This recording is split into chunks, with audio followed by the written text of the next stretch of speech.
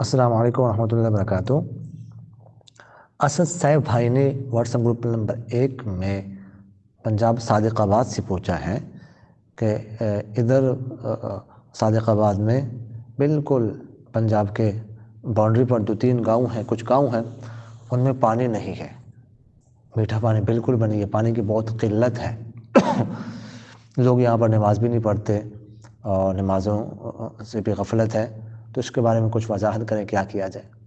دیکھیں، نماز کا اہتمام کیا جائے اور دوسری بات ہے استغفار کثرت پڑھا جائے، لوگ استغفار زیادہ پڑھیں۔ استغفار زیادہ پڑھیں گے، سارے لوگ، مرد بھی، عورتیں بھی، بچے بھی، کم سے کم 1000 دفعہ ہر شخص استغفر اللہ استغفر اللہ، یہ مختصر استغفار کا ورد کیا کرے، اللہ تعالیٰ انشاءاللہ پانی زیادہ پیدا کریں گے۔ قرآن پاک میں اللہ تعالیٰ فرماتے وَاسْتَغْفِرُوا رَبَّكُمْ إِنَّهُ كَانَ غَفَّارًا يُرْسِلِ السَّمَاءَ عَلَيْكُمْ مِدْرَارًا۔ تو اللہ تعالیٰ بارش برسائے گا، اللہ تعالیٰ جو ہے زمین سے پانی پیدا کرے گا۔